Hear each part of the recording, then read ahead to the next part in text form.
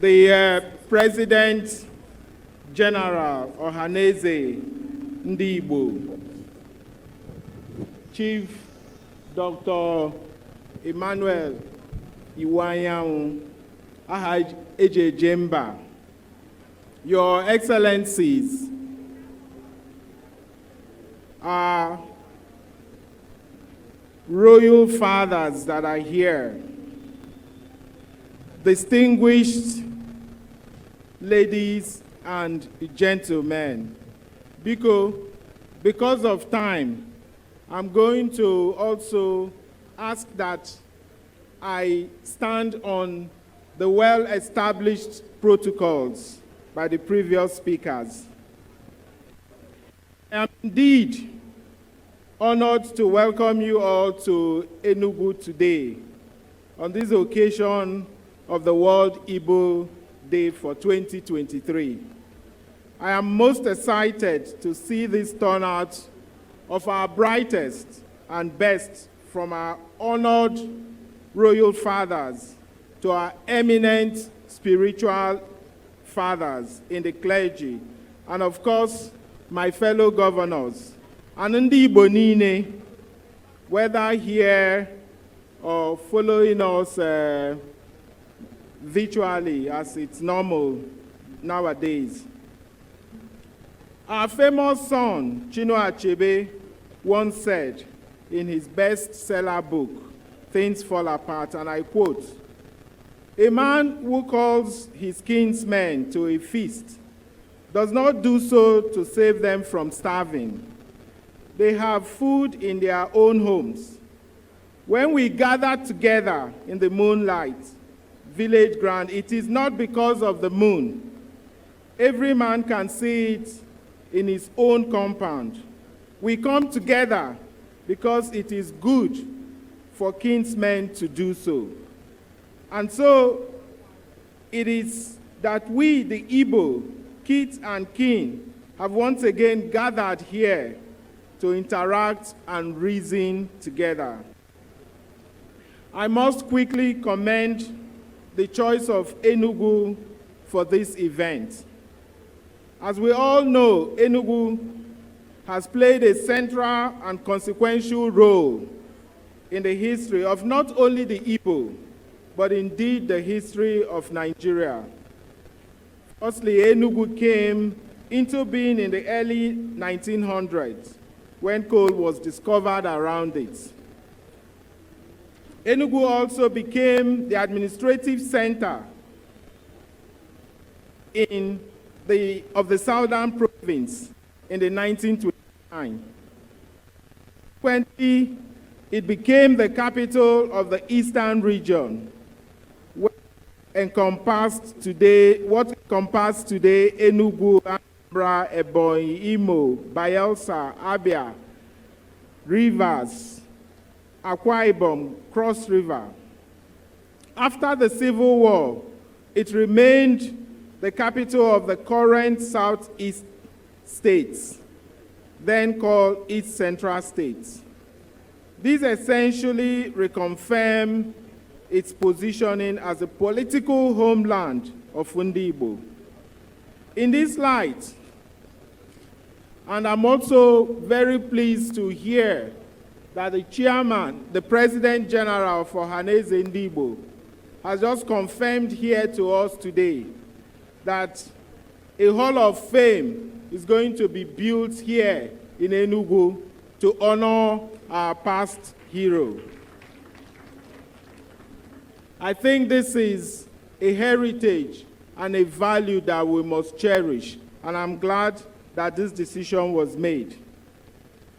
On this occasion, the theme for the World Igbo Day is Igbo Kunye, a clarion call for Ndị Igbo to stand up as one. This call is apt and is coming at about the right time. At this time, when Ndị Igbo are continuing to excel in virtually every walk of life and pull together in one direction, once again, and realize the huge potential that we have always had as a people. This would provide a launchpad towards welding ourselves into a compact. Just yesterday, at the Economic and Security Summit, where we gathered again as Igbo, as the people of the Southeast, to discuss about the issues of security and economy in the Southeast.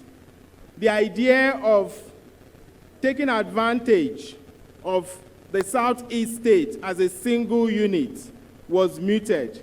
And here again today, we're calling on us that it is extremely important that we see the South as a single unit, begin to take advantage to form a common market and have entities, corporations, networks that allows us to take advantage of huge investment. And this is what we must do, because even though we may have several dialects, we are one people, one Igbo nation, and we must take advantage of that.